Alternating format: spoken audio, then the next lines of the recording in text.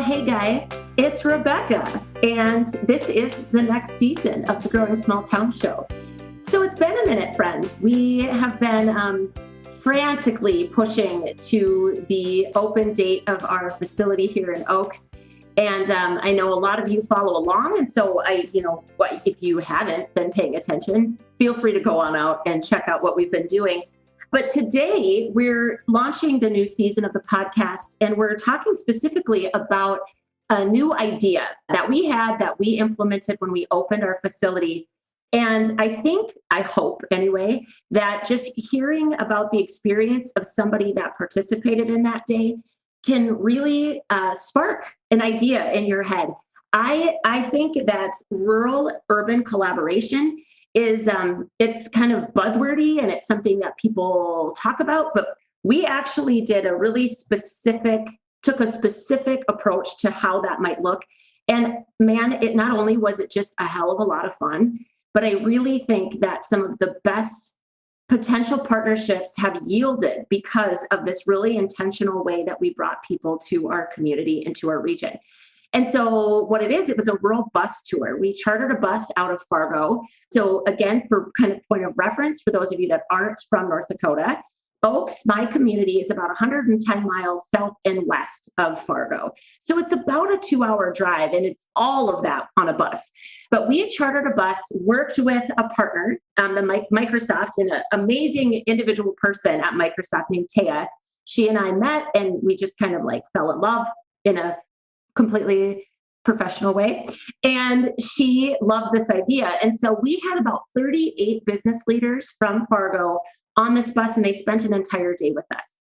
And today, the opening new season, we're opening our podcast season with Jodee Bock. So Jodee, I'm going to tell you a bit about who she is, but she was one of the bus riders. And she and a colleague of her came from her company, and Jodee was from our region originally, so that was kind of a fun throwback for her. She's many things. I want you to read her full bio and really check out her books and check out her podcasts and check out her Circle Up and Get Real Facebook group. Jodee is a really incredible person, to be honest. But she came on our bus as the chief people developer for a company in Fargo that hires remote positions. So that was one of the angles that we were looking at when we were looking at the value of this day of bringing people down on this bus tour. Jodee also is a coach, and she's a business facilitator and trainer, and she has the website jodeebock.com. Again, all of that will be in the show notes. So all I want to say is that this was a rich and beautiful conversation about the value of people. She is the chief people developer at a company. All I've ever thought that ever mattered is people and how we engage people and how we get the best of people. And that's what this road trip was all about too. It really is about relationships. Companies in Fargo aren't going to necessarily bring their services or programs down to my region unless they know us. And so this gave us a beautiful opportunity to show them who we are, to show them what we're not. I think a lot of this has to do for us in rural America about taking back control of the story, rewriting the narrative of who we are and what it means to be in a small town and in a rural place. So Jodee and I talk all about her experience. We get pretty existential and pretty deep, but that's just kind of because that's who we are, because people are deep and people are profound. And it's fun to have somebody like Jodee in our corner. She's a partner of Growing Small Towns. And I hope that you enjoy listening to us talk about that day. And I hope that it sparks something for you. And all I'll say is that if the idea of doing a tour like this is something you're interested in and you want to know more, please just reach out. We are so happy to share the best of what's working for us. And of course, we'll always tell you what we would do differently. But I will tell you, since people have said to me or asked me the question that day, is there anything you would have done differently? And I can honestly say no. And that feels exceptional. And it was so much fun there was a bunch of people that got on this bus that didn't know me, that we hadn't really met officially. And they are all in some way, shape, or form partnering with us. And we're working together to impact this part of the world. And I just think that is so special. And I want you to learn about what worked for us so you can do it in your neck of the woods. So Welcome back, friends, to the Growing Small Town Show. We are so excited to be back with you. And I hope that you get some real gems of wisdom. I hope that Jodee inspires you as she does me. And so all I can say is get yourself a cup of something delicious and enjoy this chat with my good friend, Jodee Bock.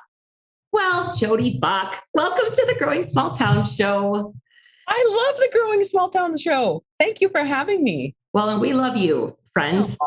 I know. Well, we were just having a lovely conversation. We both said we should maybe just hit record on some of these things that we're talking about. We're so wise, just ask. Actually, you don't even really have to ask us because we'll probably just offer. I am a pontificator, if nothing else. So right. I am excited to share with you. I don't even know if you knew this, but this is technically the kickoff episode of our new season. Oh, well, wow. I know. Well, so let me tell you, and the audience too, hey, audience, hey, listeners, we've been on a summer hiatus, which is typical for the show anyway. But this particular summer, we really needed a hiatus from the podcast just to deal with the physicality of all the stuff we were working on. And so some of this will be woven in a little bit of and I'll probably, honestly, I'm telling you this, Jodee, as I'm thinking, I'll probably record a bit of an update for everybody. This is what's happened with the physical space.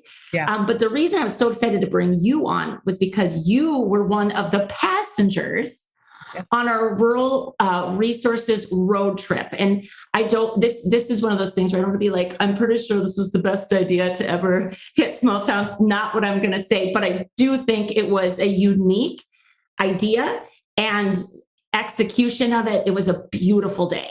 And I want our listeners to hear about it, and maybe it will inspire someone in their small town to do something similar. They could scale it down, they could scale it up, whatever. I think it's a great idea. Plus, you are an incredibly wise woman. You have almost, I would say, and you can correct me if I'm wrong on this, I feel like you've dedicated your life to growing yourself and what that, for yourself, your self-awareness, and then you're a giver. So you give that back out to people. You have a job at a really great company, BNG Team. You can talk to us about that. But your job is that you help develop people. And you and I have had some awesome conversations about what that role looks like. And so you also are from a very small town just down the road from me. And now you live in the big city. You're in Fargo. But I felt like you could share some really cool insights as to what this felt like and looked like. And just not just for us in our region, but all of our listeners in their respective small towns. So I couldn't be more excited to have you kicking off our season. Oh man, now the pressure's great. No, it's not at all. I'm really is who you are. I got to tell you that the fact that I was on the bus was kind of secondary. I didn't think it was going to be me. I didn't think I was going to be able to go. And so going on this tour, we kind of joked about it at my company about the bus tour. What are you doing? You're going on a bus tour. And so it was kind of a joke in a way. Oh, people are getting on a bus and going to Oaks. And I suppose when you think about it, you kind of joked about it yourself. And you said, the people in your small town said, oh, who's going to get on a bus in the big city and come to see us? Well, we did. There were how many, 40 something? About 40. Yeah. 38, I think was the exact number. And so the people who decided to do the thing that I decided to do were people who I wanted to be around anyway. So I knew some of them. I didn't know some of them. So the people on the bus from the town where I live were fun anyway. And then the fact that we were going to be with you, and if you don't know, Rebecca, you need to, if this is the first episode you're listening to, I mean, shame on you for not hearing episodes before, but your magnetism, Rebecca, and your commitment is palpable. And so the probably one of the most fun parts of that was the bus ride itself, because you made it really fun. We had trivia. And by the way, I was in second place and now still have Oaks Bucks in my billfold to use when I come back to Oaks. So that's perfect. Yeah, it was, there were a lot of moving parts that in the moment I didn't appreciate as much as I appreciate looking back on that whole experience. Right. You were amazing. Yeah. Well, thanks, friend.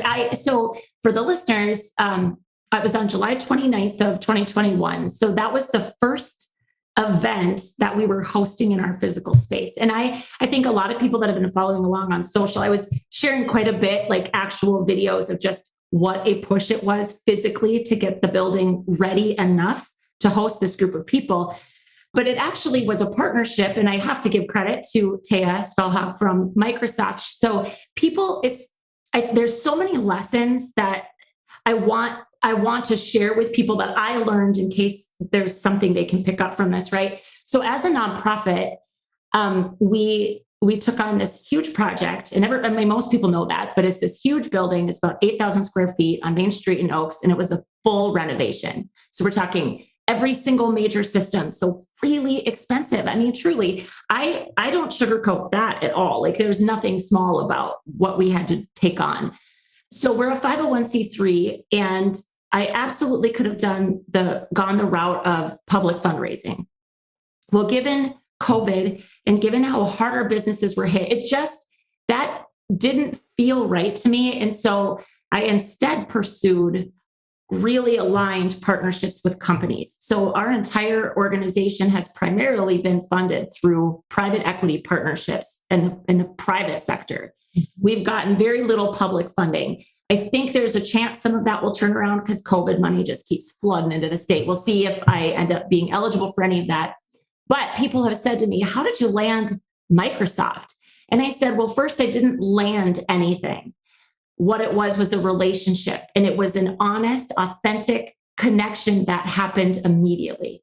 I mean, and that is a magic that I don't inherently possess. I think I possess the ability to connect with people. I think I can share a vision in a compelling way. Like maybe those are some talents of mine, but this comes down to whoever the person is, whoever the torchbearer is the phrase I like to use, right? Yeah. It was my torch to bear, is my torch to carry. Right. And I had to be willing to share it, right? As many times and with as many people as possible. And then looking for the ones that catch the vision. Yeah. And Taya was one of those people. Yeah. So Microsoft funded this bus trip. And so what we did was we chartered a bus out of Fargo. So I drove up to Fargo the night before, got on the bus in the morning. And my intention was to give them an experience, everybody riding the bus, an experience of, and an introduction if they weren't familiar with our region, of who we are and all the amazing things going on in our region. And so the food that was brought onto the bus, everything was curated from our region. So we did rural trivia. I used the Kahoot app, which all the teachers that would be listening would be familiar because it's a teacher app. Or at least that's how I had been introduced to it. And so you live in real time, we're competing against each other. I thought that was one of my favorite parts. It was it was so fun. It was all about our region, and we picked super random stuff. But then there was like all throughout the day, there was callbacks to that stuff too, which was really cool. And then for everybody that listened to the fiber arts and old schoolhouse episode, which I should reference the number. We'll put it in the show notes. With Chris and Teresa, we took the bus to the Nome Schoolhouse because they are finally done. And that was fun for me. I mean, so maybe we'll just go through the day and you can share what you thought of it. So we started out and we did trivia. Well, and first we stopped in Enderlin. Yes. And then one of our partners, Bank North, which has been a great partner of us, we stopped and they had built this beautiful new facility. So as a passenger's perspective, what was that like? It was funny because I didn't know if we were getting out of the bus. I didn't know where we were going, what we were doing. And actually, we didn't know. None of us knew anything about where we were going to be going. And my hometown is Lisbon, which is a competitor to Enderlin, as we're talking about, like sports. Yorktown and my town were competitors in sports. And I'm thinking, why the heck would we go to Enderlin? What is there in Enderlin? And then we saw the bank, and the bank people came out onto the bus just to say hi and just to show us who they are as a bank. Bernie was on the bus with us, who's one of the executives of the bank. Mm-hmm. And then I think James came on as well. Yeah. And so I don't know how you planned this or had this all staged, but it was really cool because it felt really genuine and authentic. And these people are going, there's a big bus coming through our little town. Let's go see what going on? Because we could never have fit in that bank if all 30 of us had gotten off and gone into the bank. But we had an opportunity to see this is an actual physical location that cares enough about what your project is that they're on the bus tour and then proud of their new bank, because it's all, like you said earlier, it's all relationships. And it's the bank building. Yeah, it was pretty and nice. But I think those people who came out of the bank and got on the bus and just said, hi, was what this is all about. It's about relationships. Right. So we featured, and it's a brand new building. They literally bought out, I think, 2 city blocks maybe on Main Street in Enderlin and raised whatever had been there. Like it was all dilapidated. And so it was a way to just showcase that people are still making significant investments in communities that have 900 people in their population. That's the size of Enderlin. So, and that was a really quick stop, but it was also a way to honor one of our really great partners. So that was a fun thing. And they're really fun people. Yeah. Like Bernie Sinner is just a warm, charismatic. I mean, he and I too just have, it looks like that we had each other at hello kind of connection that makes a partnership so easy and beautiful and lovely. Like I just can't say it enough. So then we went from Enderlin to Nome, which was only a few miles up the road. So then let's talk about Nome. Where did you go before Nome? We went somewhere. We didn't stop. Or did we go to Fort Ransom after Nome? Fort Ransom was after Nome. Oh, because I want to talk about Fort Ransom too when we get there. Yes, absolutely. Okay. You bet. So talk about Nome. The Nome schoolhouse, I had no idea. I'm embarrassed to say I had no idea. That's my favorite. That's my favorite part of the story though, Jodee, because you're like the person that of anybody on the bus you'd think maybe could have or would have heard about it, right? Of course. Well, I don't want to say should have, because this just comes down to like, there's amazing stuff happening in these small towns. And their whole article actually went into the forum the same time mine did. Like we shared the front page of the business section at that same time. So I had really fallen in love with these women and their faith and they're just tenacity to get this project done. And so all I want to say, and then I want to totally just hear what you thought about it. It was my first time back since it was renovated though. Okay. Because when I went to them, they were mid-renovation. Mm-hmm. So for me, I thought these people on the bus could book that facility for anything. Like you could go there for one of their retreat weekends. They've got the B&B, right? So I felt really good. Like it wasn't just like, look what these ladies have done. It's like, look at this and come back. And I think already a few people from the bus have booked to go and stay with them. So go ahead and just share, like, will we pull up and you can know about something. You can read about it in the paper. You can know about something. You can have somebody's experience of Disneyland. You can know what it's about. But until you get there and you're like in the space, and that morning was so beautiful because it was the weather was perfect and the sun was just coming up and it was just so perfect when we drove up and going in there, and the way they have renovated it you'd have to think a lot to see it as a school. Mm-hmm. At least I did, because now I'm like, oh, okay, it's a B&B, as you said. There's a little gift shop. There are chandeliers. It's just so well put together. And then, oh, by the way, they do their art and they do their spinning and is it alpacas? Yeah. So Chris, so I love to tell, and again, like people should listen to the entire episode. Again, look in the show notes. I'll reference the episode number. But to hear what they brought together under one roof is just astounding. So Chris has a fiber mill. So it was too hot this summer to move their herd to this site, but that's coming and they're probably there now because it's nice and cool, right? But yeah, it's alpaca and she's got some special sheep as well. I'm pretty sure. And so her whole fiber mill, where she literally shears the animals, takes the raw product, and then spins it into fiber, is on site. Then Teresa, the other proprietor, takes that material and makes fiber art out of it. It's like, what? It's like a super cool thing anyway. And then they put all of it under one roof. So people can actually tour the mill and they can pet the sheep. I was really hoping we would get like a bunch of animal shots, but the animals weren't there. So yeah. So it's crazy. The gift shop had some of those products. So you could buy socks or you could buy something. And then they also had a museum, which was really cool. So I didn't know, I'm from this area. I didn't know Nome High School. I mean, I didn't know the history of that place. So it was really cool to be able to see what it was like when it was an actual school. Right. And then walking into the rooms and seeing how they have taken such care for each of the rooms of the B&B, and also the dining area, which is open, right? It's an open bar and restaurant. So people could come there and have a meal. I think, what is it, Thursday nights? Yeah, they have. So if people follow them on social media, they'll always post the nights that they've got stuff going on. Yeah. So it's really cool. And then the gym or the ballroom or whatever you want to call that big area now that they've created a space where you could have a convention. You could use this for so many things. Yeah. And it's beautifully redone.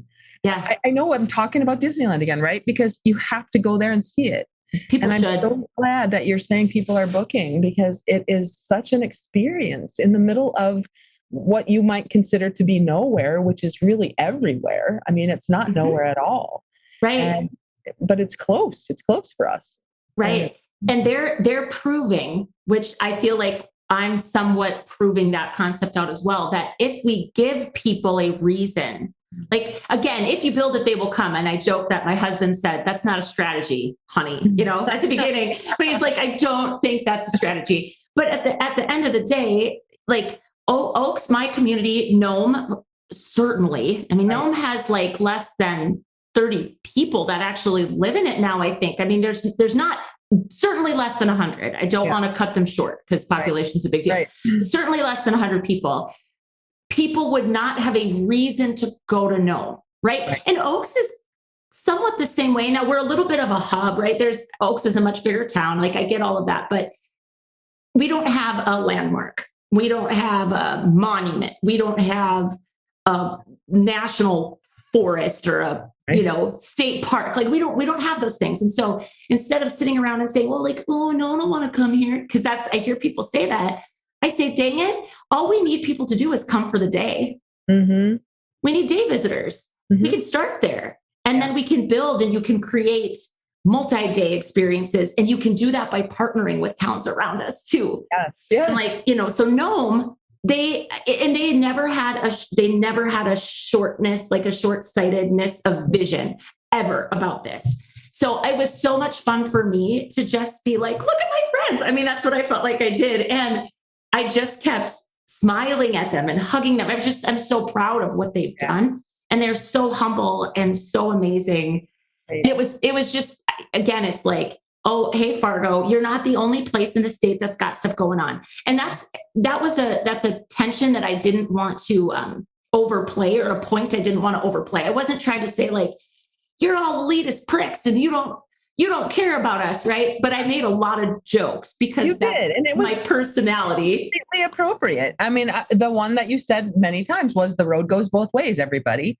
And so expecting the Oaks people to come to Fargo for the big city experience, it does work the other way as well. And I love that you kept saying that, because it's true. Well, and again, we have to give people a reason to travel those roads. And so that was what the whole experience was about. Yeah. So then we left Nome and we went to Fort Ransom. We drove through it because we were on somewhat of a time schedule. So for people listening, we had about 65 other people that had been invited from our region. So those would have been our like rural residents, we really kind of narrowed the list down to, because again, it was, there had to be some parameters around this first one, but it was really people that are involved in economic development, Chamber of Commerce work, state, or I did invite all of our state legislators. None of them came, but we had county commissioners, people that are involved in elected positions, were invited to come to the actual building. And so our bus was arriving and there was people here, right? So we had a time schedule that we had to keep. So we drove through Fort Ransom. What was your experience of Fort Ransom? From this area, right? My dad went to school in Fort Ransom, in elementary school there. So this is back in my home, county and my home place. It's where I learned to ski, downhill ski. So I think Fort Ransom is another place that people don't know about. And they don't know about the renovation that's happened in Fort Ransom to put it back to old time, Fort Ransom. Yeah. They're having a big arts and crafts festival there in a couple of weeks that they have every year, which is so fun because it allows people to come back into the hills. We do have hills in North Dakota, in eastern North Dakota, actually. We do. And it's really pretty in there, in that area. And so just driving through there brought back a lot of memories for me. I hadn't been there in, several years, even though it's so close, but it's where I grew up. That the Viking on the Hill, I knew the stories about these things that happened in Fort Ransom. And so that was a fun memory for me. I have to tell you, so since the bus trip, there is a woman that was on the bus, Dana, and she's been to Fort Ransom twice. And she got inspired from our bus trip and then booked interesting, her and her husband booked a little getaway weekend around our area, which was so special and awesome. So then she goes and she eats this amazing grilled cheese sandwich at the Lunchbox Eatery in Fort Ransom. Then she invited me. So she had this other thing to talk to me about. She invited me there. We met there. And then she ate that sandwich again. And then I ate it again. And then that same day, another person that was on the bus came to Fort Ransom and ate that sandwich too. So, wow. I mean, okay, we're not going to measure our successes in grilled cheese sandwiches, but it's four different times. So all I am saying is that this was such a fun way to kick off the vision and start the conversation about, and the whole thing was framed as rural and urban collaboration. What does it look like when we reach up to a bigger city and we say, and then we can talk about this when we get to the actual, we could just move into that probably, right? So we pull up in Oaks, we get off the bus, the building was plump full of people, which I can't express to you what that felt like. To me, the building looked beautiful. My mom and my friends had stayed back behind. We were pushing so hard and I had to leave because I had to get to Fargo the night before. And so for me to walk in and it just looked so beautiful and done, I was this close to crying just because it was so overwhelming. We had an awesome lunch served by my friends at the Angry Beaver. They do a fantastic job.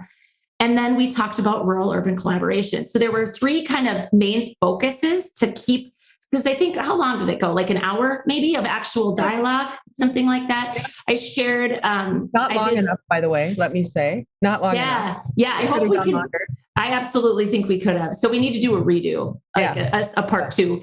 Yeah. But we talked about the fact that there are programs and services that Fargo companies would probably love to expand into rural places. And what would it look like for growing small towns to be the conduit or the facilitator of that into these 7 counties that we serve, right? So that was one thing. The second thing was remote employment. The fact that we've got a lot of companies, your company, BNG Team included, that is willing to hire people in remote locations.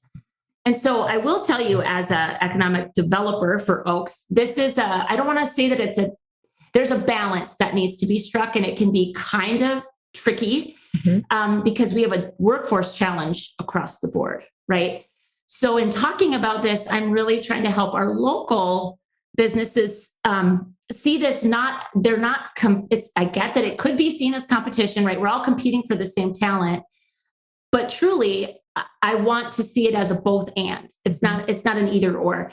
I am still of the persuasion, of the opinion that it helps us recruit professional level positions, because if they have a trailing spouse, we have a slate of options for them that we wouldn't normally have. And I think that the hardest part about this is that I think that's a belief that other economic developers in our region hold. And so we're going to move forward with somewhat of a world champion certification program for a select number of companies out of Fargo. Because what I think is the barrier for the companies in Fargo with remote jobs, why aren't people applying? They don't know them. Yeah. Again, it just comes back to relationships. So if growing small towns can certify certain companies with intention to say, these are companies we know, that we've looked at their remote work policies, we would want our friends and family to work for that company. I think that means something. Yeah. And we're just now kind of, because this has all come out of this day, right? Yeah. These kinds of conversations. So that's tricky, but I think it's important, the remote work. And then the third one, of course, is access to growers, producers in the egg community. Fargo-Moorhead is on a state level is we are trying to be positioned, the whole state, as the egg startup capital of the world, if you will. So with egg tech, Fargo attracts a ton of amazing companies, and so they need access to growers. So since the trip, we've already hosted a couple of egg associations. Grand Farm has been down here. So really cool stuff has come, but those were the three things we focused on. So in that day or that moment here, what struck you? What did you enjoy the most? Yeah. And sorry, I'm giving a ton of background, but I want people to kind of know why it was designed the way it was. Yeah. So I came on the bus tour with a colleague of mine who is a 21-year-old brand new recruiter for our company.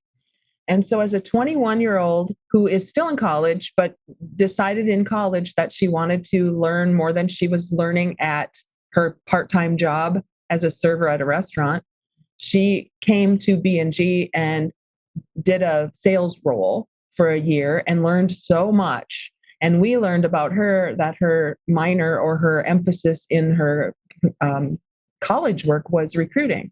And so we actually promoted her, and she's now from a small town, Minnesota.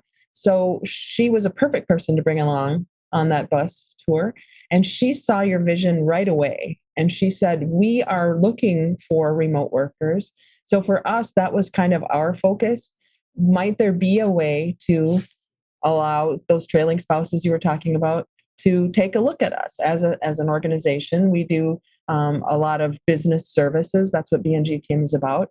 In fact, we have insurance services, which is housing in a couple of employees in your location right now. Right. And so we already have a tiny connection with Oaks. And I tell you, Therese was just over the moon about that trip and about you and about meeting the people and being part of that.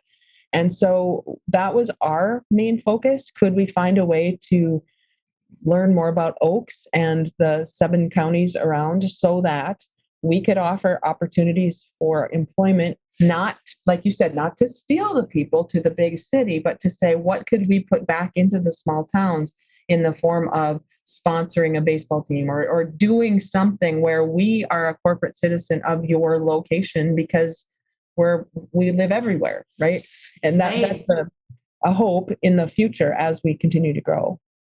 So another part of this that I think is important is understanding the economics involved here. I still really do. I can appreciate the concern that possibly some of our current employers have, where if all of a sudden these other jobs become available, we're going to lose people. Mm-hmm. Well, because I come from an organizational development background, there's a few things that I want to, and I don't like the word challenge. I want to encourage, I guess, people to think about it in a couple of ways. So one is, why are your employees at a risk to leave? Mm-hmm. You know, what's going on internally? Because, and again, it doesn't mean that you're doing something wrong as the employer. It could be fit. It could be job fit. And let's be real, small town friends. If you don't have a lot of options, people stay in jobs because they have no other choice. But is that really what we want for our residents? Mm. You know, I know as an economic developer and a person that I truly believe, Jodee, that when we give people more opportunities and they have some choice, they can select the best fit for them. And overall, you know, if they're more fulfilled with their employment, then they carry themselves differently. Then that energy spills over into every single thing they're a part of. We're also much more likely to retain them as residents. Yeah. Because the truth is, everybody's at risk of leaving kind of all the time because there's tons of opportunity. Right. But I'd rather them take a job with a remote employer, especially in North Dakota, right? Like, then have them leave the community and take their family with them. So that's, yeah. So let's talk about that. And then there's another element too, that again, it's different ways to think about these dynamics. Don't forget that point that you want to make, because I want to speak to that. You alluded to this early in our conversation today about who I am as a person and how I've kind of dedicated my life to self-awareness and personal growth and personal development. To be honest, I don't really care where I do that. I mean, it could be all here at BNG Team. It could be, but my heart is with you in small town North Dakota too. And if there's a way that I can offer opportunities to have employers in small towns look at what they're providing in a different way that can be expansive, so that the people will stay in the ABC company that is already having great success in the small towns, then we have an opportunity to collaborate in our thinking and our mindset about what is already happening. The beauty of what I get to do at BNG Team, I got to keep my own business, which is jodeebock.com, which does this, which thinks about this, which helps people do these things. So it could be a huge win-win if those organizations that you said are worried about their employees leaving. What is missing that, if it were present, would make a positive difference and would keep them at your organization so they're not in danger of leaving? Those are questions that we need to address. I guess the question is, why would we want people to stay if they weren't happy? Yeah. So I understand the economics for a business owner. I do understand that. And yet I don't want us to get too short-sighted and start thinking about our people like they're a limited resource. Right. Because I don't think that has to be the case. But we all will need to crack our minds open just a touch to think about this differently, because we're actually facing workforce development challenges we've never seen before. But in that is also opportunity, and remote employment and the internet and the quality of the internet we have in this community. We are better than Fargo in terms of speed and reliability in a lot of places, not all of Fargo, but some of the outskirts of Fargo that are still Fargo have more problems with internet than we do. Wow. So again, it's opportunity, right? Then the second thing with this whole remote worker idea is trying to help all of our citizens understand that outside money cleans up, and this is air quotes around it, cleans up. I always use the phrase the bathtub of our economy. If new money, new water doesn't come in, the water gets really dirty. We just keep recirculating our dollars amongst ourselves, and we're not creating anything new. So a company like BNG Team, you've hired 2 employees in our community. That salary comes from outside the community. It's not generated by a business in this community. And yet a good portion of that money is being spent here. Absolutely. And so again, it's an economic win for the community too. And all we have to do is just balance out some of these other things. And I think education, training opportunities is a huge way to do that. Growing small towns is the place to facilitate that, right? Right. Absolutely. And I think it requires, like you said earlier, it requires an open mind. It requires a way of looking at things that is probably very unfamiliar. And I'm going to tell you, it's unfamiliar in the whole world as I'm doing research about culture right now. So my new focus is the distinction between traditional bureaucracy, which is the way all business was started. Bureaucracy says that the institution is what we're doing. We're creating an institution that will find and hire individuals so that we can create an output, a product, a service. That's the way commerce was created.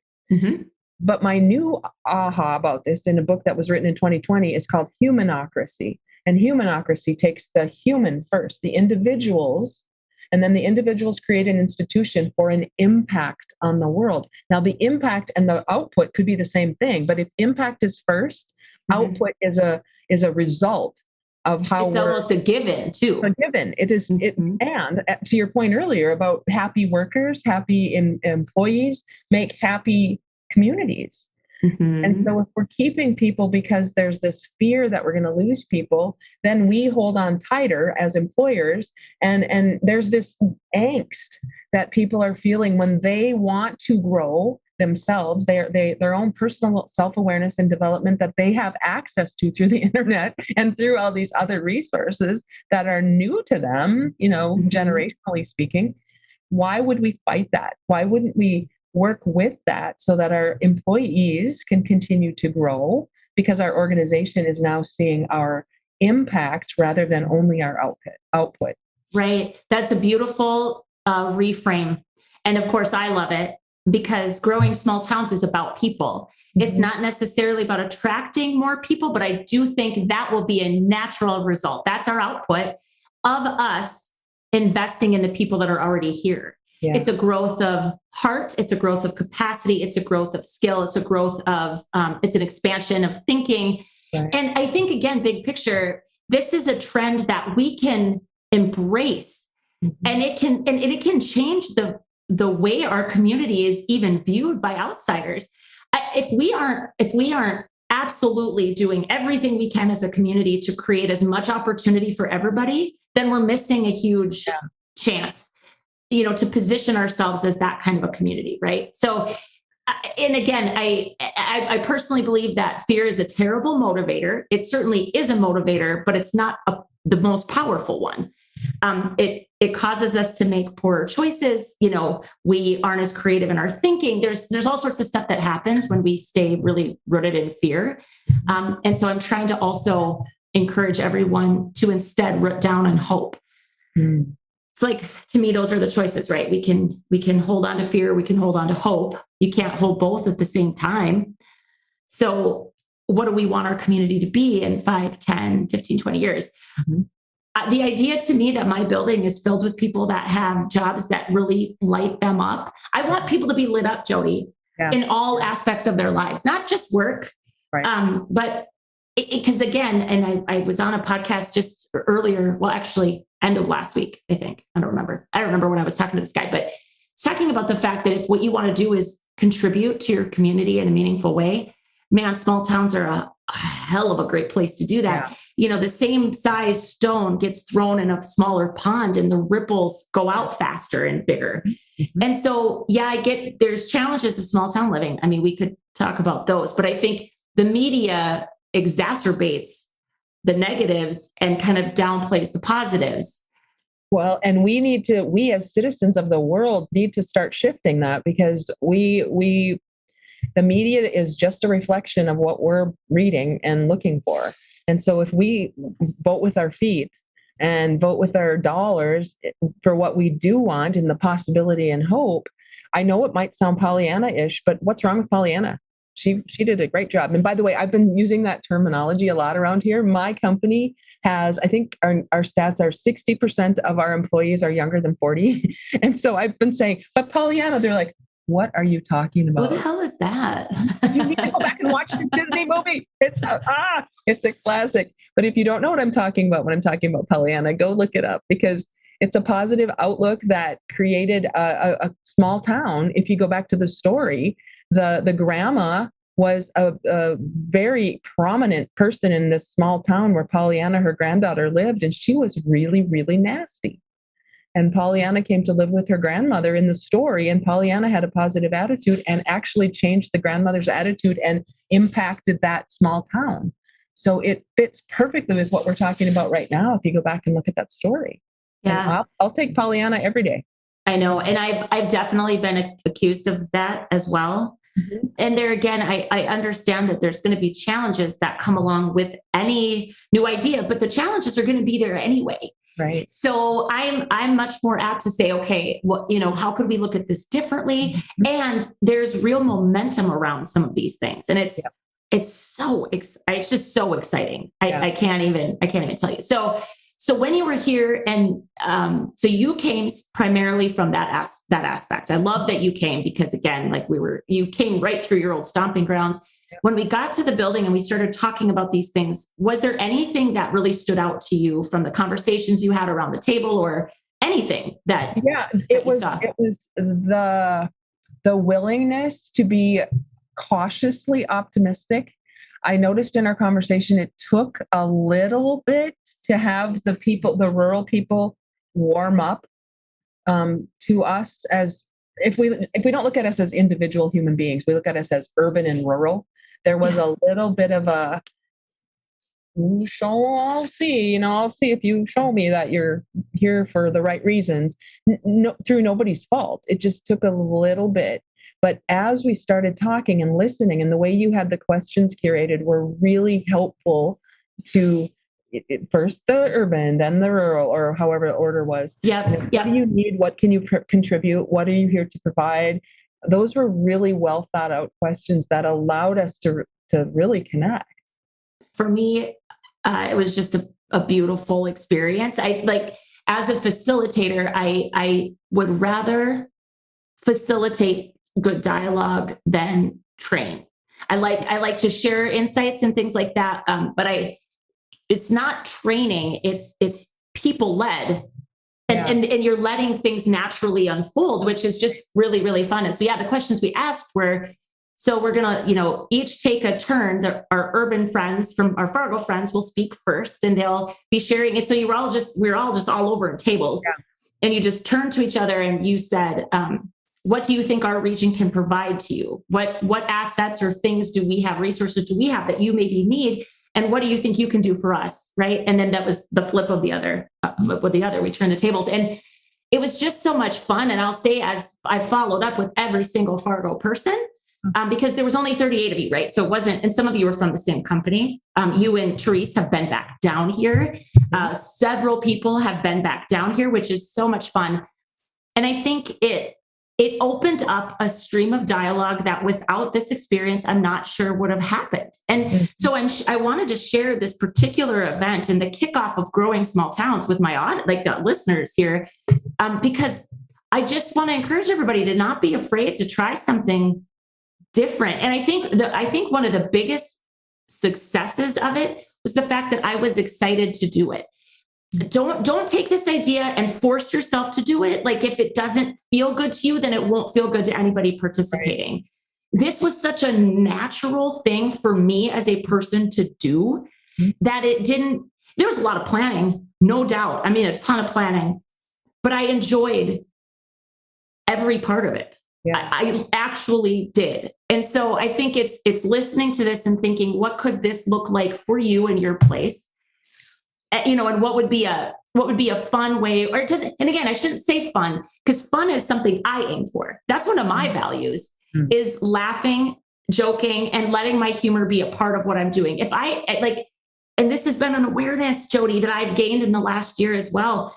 If I cannot crack jokes and get anybody in the room to smile, then that's not the room I'm going to hang out in often. Like, maybe I have to be there because of the function of my job or whatever, but it's being okay with who you are and knowing that it's okay to bring those things forward, because the right groups and the right people will appreciate it.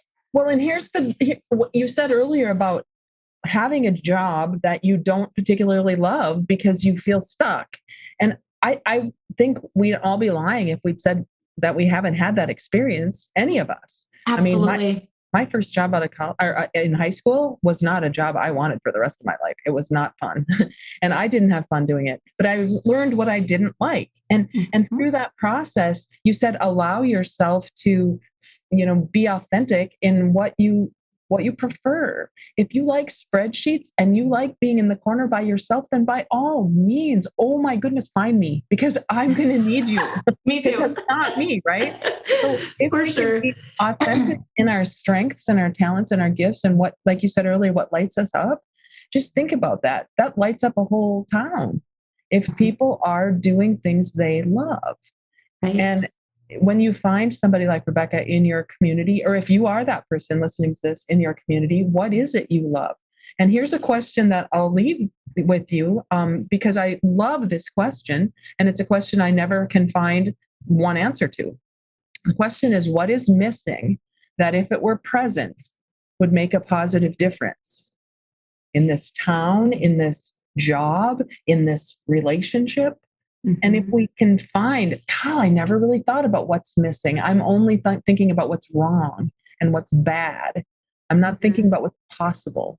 And we've been conditioned all through our lives to find out what's wrong and bad, because we have this dumb little voice in our head called the judge that just judges everything. And to your point about self-awareness, when we understand that, and maybe COVID gave us that opportunity to spend more time with ourselves and say, wow, if this didn't have to be the way it was, what would I want instead? Mm-hmm. Well, is that possible? Let's find out. And that's what you did with this tour. You found out, is it possible? Maybe it was a dream to you. You didn't know how it was going to turn out, I bet. No. And you trusted the people who trusted you. And together, it was an experience that probably couldn't have been curated any better, in my opinion, than it was, because it happened the way it needed to happen. Right. I love that question. So at the end of our day with the road trip, when we were closing out the actual program part, and then by the way, we bar hopped to 2 awesome little bars on the way back, which was so much fun. Okay. So, reach out to those local proprietors and they will be so thrilled to host you. So it's the Delamere, the Schoolhouse Bar in Delamere, and then the Barney Bar in Barney, North Dakota. Both of, like, if anybody listening to this is local-ish at all, make a trip to both of those bars. They're so much fun. So the last thing I had said was, the truth is it doesn't take any extraordinary talent to point out what's wrong, because we are conditioned to do that. So your reframe, though, it's saying, okay, so you're telling me what's wrong, but so what's actually missing? What's the thing that's missing that would make that thing better? And that is it sounds like the same question and it sounds like just semantics, but it's not, because it's not just saying, ugh, like this sucks and that's bad and blah, blah. Okay, well, what's missing? Mm-hmm. And I think that's something that people can actually answer if they slow down and really think about it. And so I think that's beautiful. And actually, I love the fact that the very last question was about relationships. What's missing from your relationship? And it could be a relationship with a sister. And right now, Jodee, I think that's really an impactful question to pose to our listeners and ourselves, because we're in a time of just real division and a lack of empathy. And, if you would just stop and think about the person you love the most, that you feel the most at odds with right now, and it could be in any facet of your life, what a beautiful way to try to move through that. Because I guess I have felt from the beginning, and like, I feel like I was always wired for this work. That's the other thing I'm going to say, just for anybody listening to this. I had this awareness or this realization. It was almost like an epiphany, where I thought every single thing I've experienced in my life led me to become the person I needed to be to shepherd this idea forward. Mm. And you can't rush that. Like there's just a learning and an evolution that takes place in every single one of us.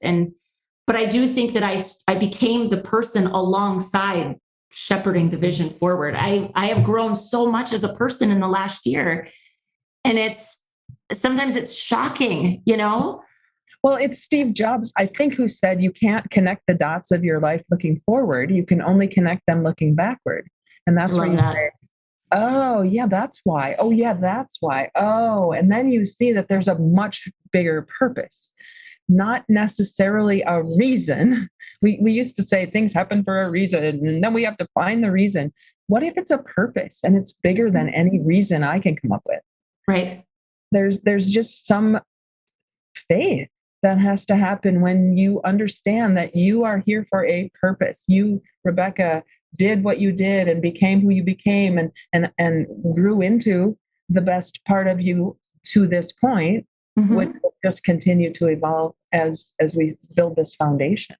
Right. And that's honestly what I hope for everybody. Mm-hmm. I hope and I want for everybody to come to the understanding of what their innate gifts and talents are, and then figure out how to use them well.